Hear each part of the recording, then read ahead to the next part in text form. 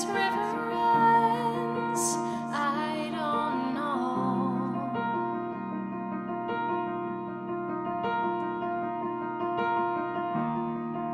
The wind whispers come, so we go.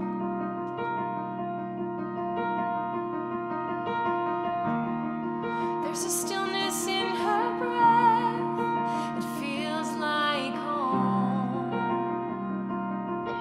Joining me now is Kayleigh Skomorowski. Kayleigh is going to be our April 7th performance here at the EA Rawlinson Center for the Arts. And not only is it a live performance by a very talented local musician, it's an album release. So that's a little bit of extra excitement added on to this whole event.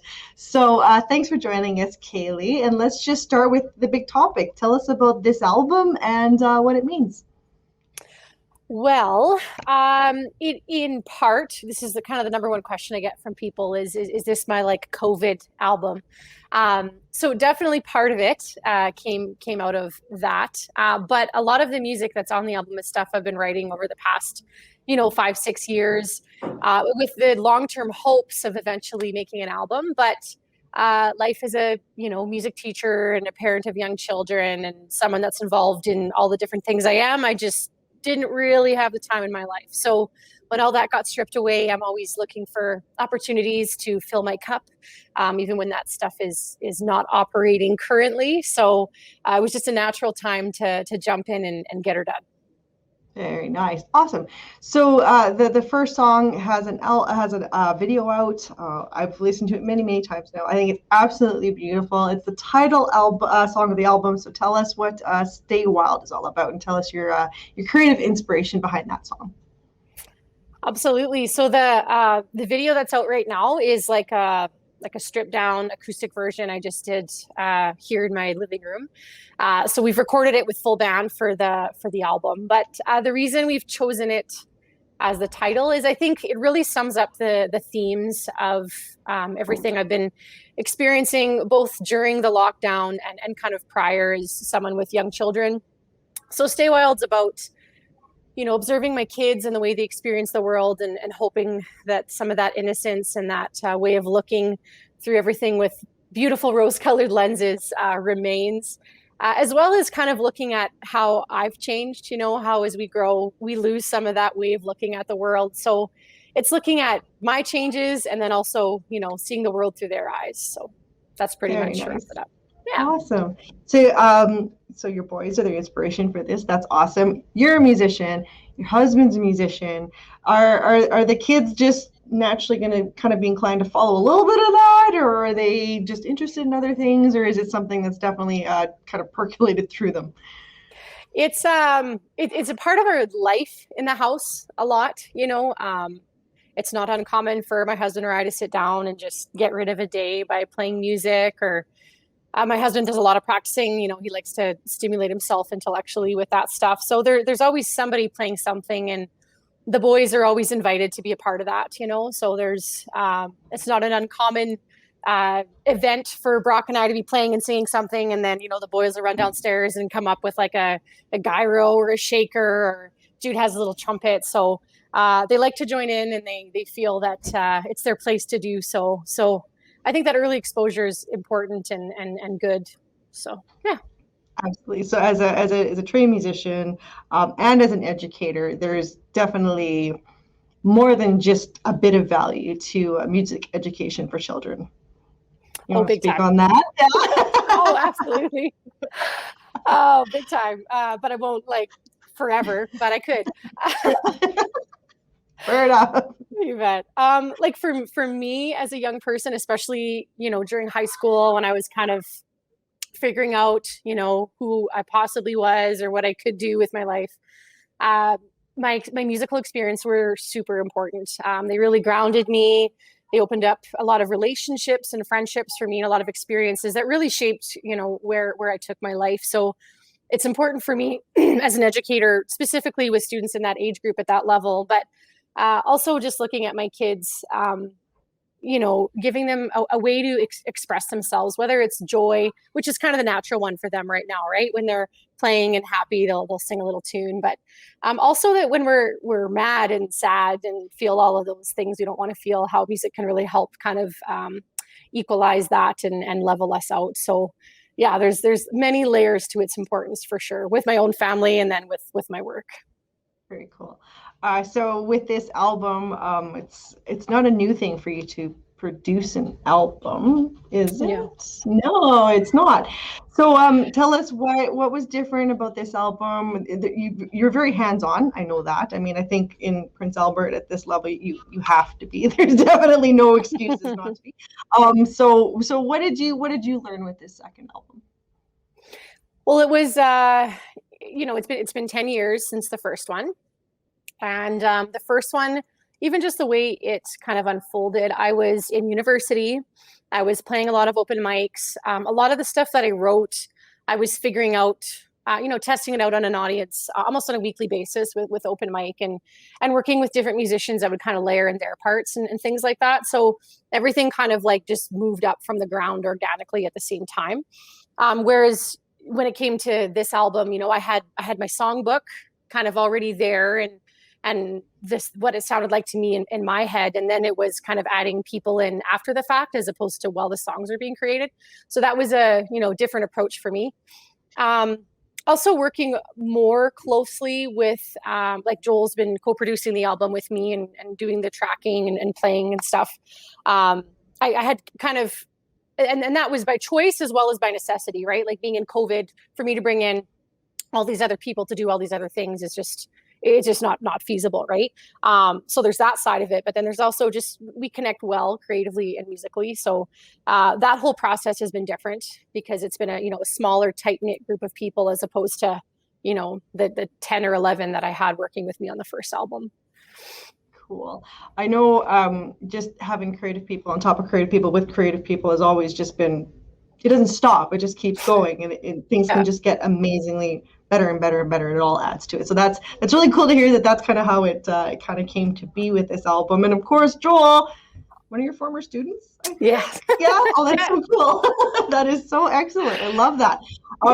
I'm so happy that we've been able to keep incredibly talented and smart people in Prince Albert, creative people. Mm-hmm. It's really important. Of course, artists like yourself, finding ways for them to also practice their craft. This is all just, it's fantastic. It's synchronicity. It's fantastic. Yes. So this album, you're also doing like a short run of vinyl pressings for this album. So tell us about how that fundraising initiative went for you. That was, kind of jumping in the deep end of something I've never, ever done before. Like with the first album, I just, burned a few CDs because at the time there was no streaming, there was no this, there was no that, the industry's changed a lot in 10 years, if you could imagine. But my husband did a pressing, just like a handful of that first album for us. So when it came to this next one, I know, he had said, have you thought about vinyl? And Joel had said, have you thought about vinyl? And I was like, I don't know enough. And as I looked into it, I'm like, well, you can't just press 10 vinyl records. It's like hundreds at a time.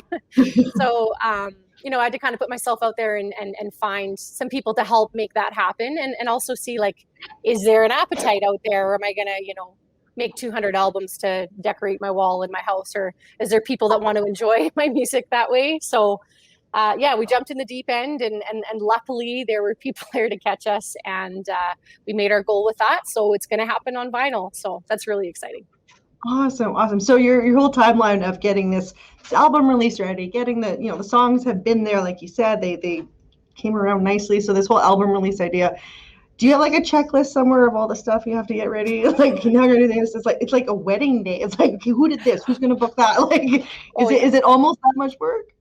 Yes. And especially because so much has changed and there's so much that I'm learning about. And I'm very thankful to have people like Joel and Kiana on board who can share their knowledge, and your fantastic parts for the arts was just so good for me at this time. I was like, this was like amazing. It's like, this was awesome. Curated for like where I'm at. Like I learned so much and the people I was connected with. So it's good because I really, again, that deep end scenario, like I'm there mainly with like floaties that aren't completely inflated right now. So it's good to have those people that I can be like, okay, like what's next and how do I do this? And they're all, for the most part, quite a bit younger than me, but much more experienced in this stuff. So that's been great. But yeah, it's a long list. It's a long journey, but it's fun. Awesome. I'm glad to hear it. And I'm glad the album's going to do well because it already kind of is. I know I pledged my part of the Kickstarter fundraiser as well. So I'm looking forward to my digital download and my t-shirt. You had mentioned Canna. I know she did some of the artwork for your album. Is that right too? Yes. Awesome. That's Yeah. awesome. And like above and beyond, you know, you're talking about birds, you know, themes and stuff like that. So she did the cute little bird that's on my logo that I've put out there. And then we were putting some stuff together for the vinyl, and she's like, well, maybe we could do some different birds. So she painted some other ones. And so I was like, I want to make sure I want those, and I'll frame them and give them to my children. So, and, you know, she's got some of that thoughtfulness behind it too. So it's one thing to work with a graphic designer. It's another to also work with someone that's like, gets the meaning and the value behind what you're trying to put together too. So. Absolutely. So it's because these albums are so long in coming to you. Do you already have like the makings of the next one? Are there things starting to trickle down? Are you getting like little whisperings or words or tunes coming to you as you lead up to this one? For sure. There's like there was a few that you know, as I decided what to put on this album, there's a few songs I have that I like them. I think they're important, but they didn't quite fit in with what I'm trying to say right now. There are other parts of me that are saying other things, and I hope eventually they'll be heard. I just didn't think they fit right now. So another album, hopefully, yes. Hopefully not another 10 years to do so. If things go well with this one, hopefully that can start some support for some more music making in the future. Yeah. And now you'll be an old hand with everything else, and it'll all just come together beautifully. Yeah, or it'll all change again, and we'll be starting from scratch. So, and also congratulations, because your show on April 7th was our second show to hit the sellout point. So the 30 seats are completely full. We can't fit anyone in there over and above them. The live stream is still available. Are you kind of excited about the concept of doing a live stream? Oh, I love it. Even like outside of, you know, COVID, obviously it's one of the only ways to give that many people access to the experience. But I've got friends and family in places that probably never would have been able to, you know, view this. So I think that's awesome. And I'm really looking forward to being able to share that with people everywhere.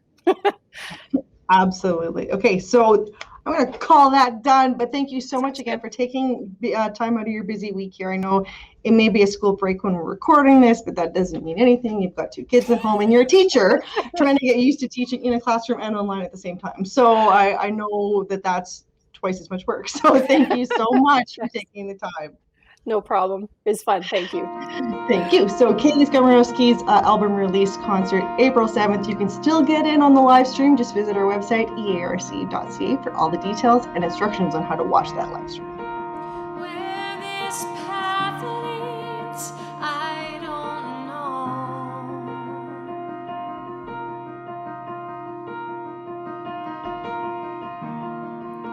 The tree